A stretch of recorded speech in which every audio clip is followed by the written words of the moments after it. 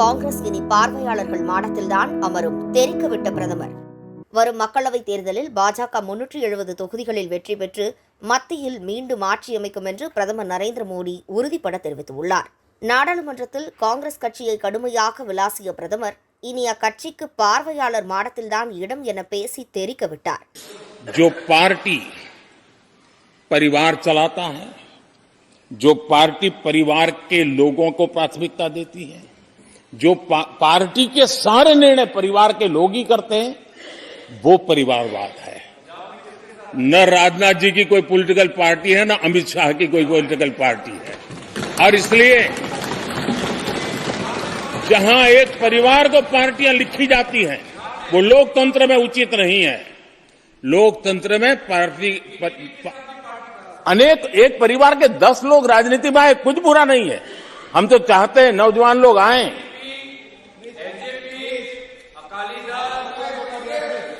हम भी चाहते हैं ये इसकी चर्चा करिए।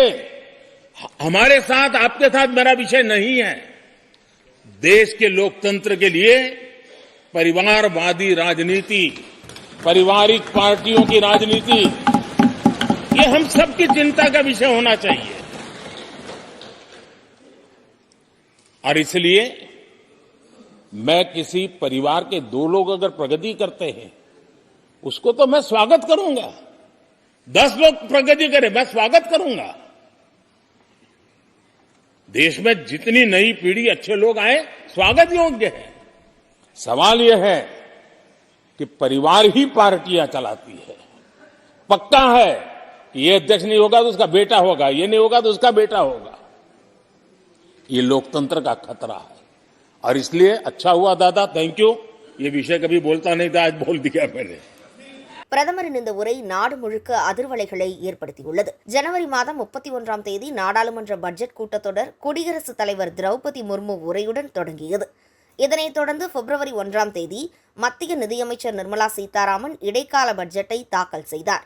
இதனைத் தொடர்ந்து குடியரசுத் தலைவர் உரைக்கு நன்றி தெரிவிக்கும் தீர்மானத்தின் மீதான விவாதத்தின் போது பல்வேறு தலைவர்கள் கருத்துக்களை பதிவிட்டனர். பின்னர் தீர்மானத்திற்கு பிரதமர் நரேந்திர மோடி பதிலளித்து பேசினார்.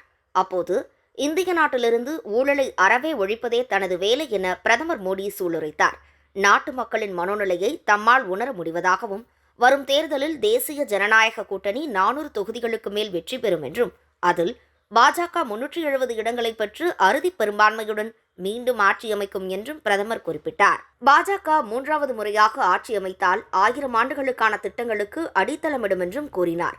எதிர்க்கட்சிகளின் இன்றைய நிலைக்கு காங்கிரஸ் தான் காரணம் என்றும், அக்கட்சியின் செயல்பாடுகளால் எதிர்க்கட்சிகளுக்கு மட்டுமின்றி நாட்டிற்கும் பெரும் இழப்பு என்று சாடிய பிரதமர், ஒரு குடும்பத்தை சேர்ந்தவர்கள் ஆட்சிக்கு வரலாம், அதில் எந்த தவறும் இல்லை.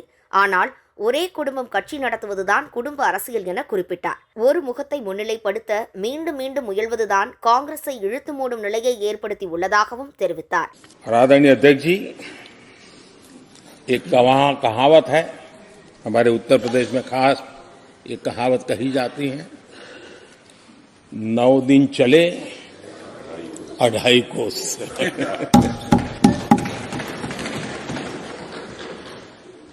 और मुझे लगता है कि ये कहावत पूरी तरह कांग्रेस को परिभाषित कर देती है। ये कांग्रेस की सुस्त रफ्तार, कांग्रेस की सुस्त रफ्तार का कोई मुकाबला नहीं। आज देश में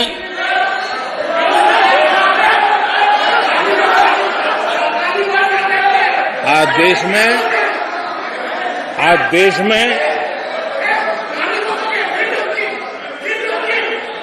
देश में जिस रफ्तार से काम हो रहा है, कांग्रेस सरकार इस रफ्तार की कल्पना भी नहीं कर सकती। आदरणीय अध्यक्ष जी, शहरी गरीबों के लिए हमने गरीबों के लिए 400 घर हमने गरीबों के लिए, आदरणीय अध्यक्ष जी, हमने गरीबों के लिए 4 करोड़ घर बनाए।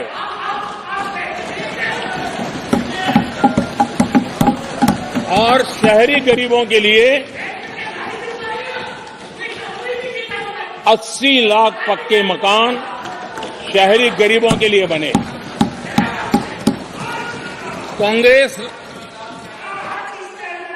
अगर कांग्रेस की रफ्तार से घर बने होते तो क्या हुआ होता, मैं इसका हिसाब लगाता हूं।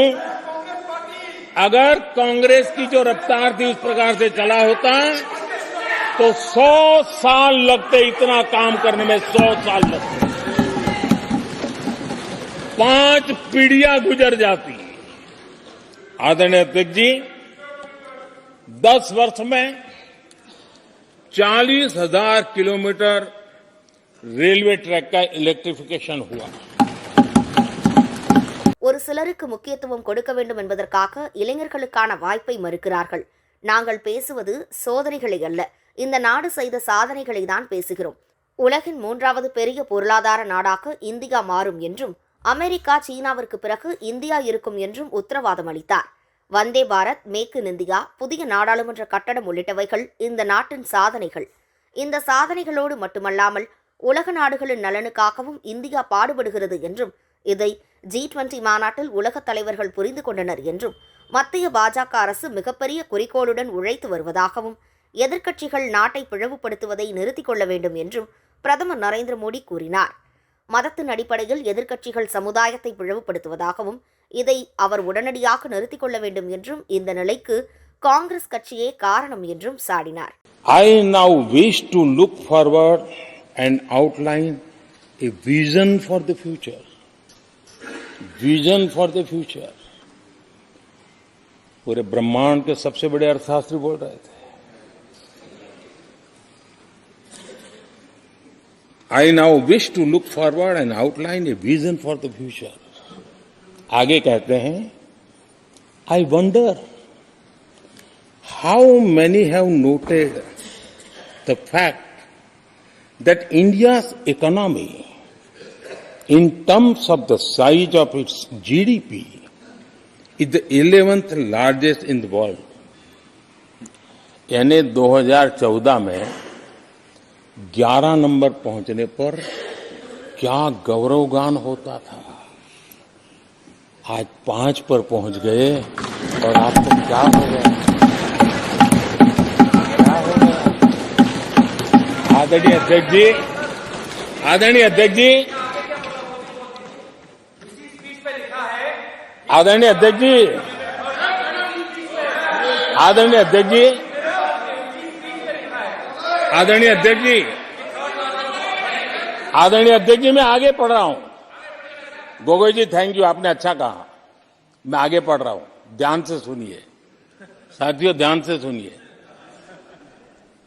उन्होंने कहा था is the 11th largest in the world. बड़ा गौरव का बात था। There are great things in the store, आगे वो कह रहे हैं there are great things in store. फिर आगे कहते हैं, there is a well argued view that in the next 3 decades, India's nominal GDP will take the country to the 3rd rank after the US and China. उस समय ये ब्रह्मांड के बड़े अर्थशास्त्री कह रहे थे कि तीसरे नंबर पर 30 साल में हम पहुंच जाएंगे। 30 साल। और फिर कहा था ये मेरा विजन, जो मैं मनमोहन सिंह नहीं थे उस वक्त, मनमोहन सिंह नहीं थे। बहुत लोग हैं जो ये ख्यालों में रहते हैं वो ब्रह्मांड के सबसे बड़ी अर्थशास्त्री है। ये लोग 2014 में कह रहे हैं और विजन क्या देखते हैं 2044, यानी 2044 तक तीसरी अर्थव्यवस्था की बात। ये इनकी सोच, ये इनकी मर्यादा, सपना भी देखने का सामर्थ्य खो चुके थे लोग। संकल्प तो दूर की बात थी, 30 साल का इंतजार करने के लिए मेरे देश की युवा पीढ़ी को कहकर गए थे, लेकिन हम आज आपके सामने विश्वास से खड़े हैं, इस पवित्र सदन में खड़े हैं, और मैं आपको विश्वास दिलाता हूं कि 30 साल हम नहीं लगने देंगे। ये मोदी की गारंटी है। मेरे तीसरे कार्यकाल में देश दुनिया की तीसरी आर्थिक शक्ति बन जाए। ஒரு நாட்டின் திறமையை ஒருபோதும் நம்பாத கட்சிதான் காங்கிரஸ். தங்களை ஆட்சியாளர்களாகவும் பொதுமக்களை குறைந்தவர்களாகவும் சிறியவர்களாகவும் அக்கட்சி கருதுகிறது என்றும் முன்னாள் பிரதமர் ஜவஹர்லால் நேரு ஒரு அறிக்கையில் இந்தியர்கள் சோம்பேறிகள், அறிவாற்றல் குறைந்தவர்கள் என நினைத்திருந்ததாக குறிப்பிட்டார் என பிரதமர் மோடி பேசியபோது காங்கிரஸ் உறுப்பினர்கள் கடும் எதிர்ப்பு தெரிவித்தனர். இதனால் கூச்சல் குழப்பம் ஏற்படவே பிரதமர் சிறிது நேரம் பேச்சை நிறுத்திவிட்டு இருக்கையில் அமர்ந்தார். மேலும் இந்திரா காந்தி கொண்டு வந்த எமர்ஜென்சியின் போது நாட்டில் விலைவாசி பன்மடங்கு அதிகரித்து மக்கள் சிரமப்பட்டதாகவும் கடுமையாக விமர்சித்தார். மக்களவைத் தேர்தல் விரைவில் நடைபெற உள்ள நிலையில் நாடாளுமன்றத்திலேயே வைத்து காங்கிரஸ் கட்சியை பிரதமர் கடுமையாக விமர்சித்தது நாடு முழுக்க விவாதப் பொருளாக மாறியுள்ளது. आदरणीय अध्यक्ष जी, राष्ट्रपति जी ने विकसित भारत के रोडमैप पर चर्चा करते हुए आर्थिक पहलुओं पर विस्तार से चर्चा की। अर्थव्यवस्था के मूलभूत जो आधार है उसके की बारीकी से चर्चा की और भारत की मजबूत अर्थव्यवस्था को आज पूरी दुनिया सराह रही है, पूरी दुनिया उससे प्रभावित है, और जब विश्व संकट से गुजर रहा है तब तो उनको और ज्यादा अच्छा लगता है। G20 समिट के अंदर सारे देश ने देखा है कि पूरा विश्व भारत के लिए क्या सोचता है, क्या कहता है, क्या आशा करता है।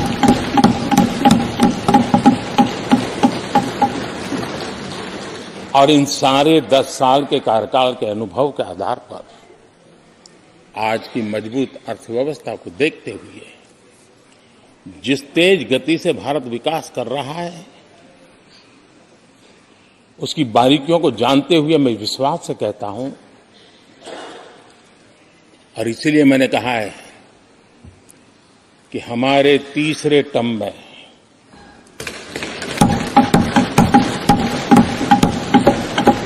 भारत दुनिया की तीसरी बड़ी आर्थिक ताकत बनेगा।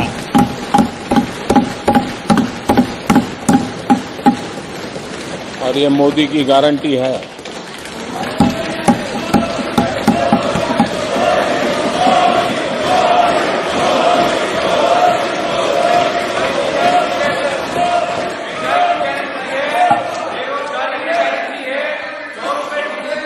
माननीय अध्यक्ष जी, इनको पहले मौका नहीं दिया था क्या? सबको मौका दिया है ना? हाँ।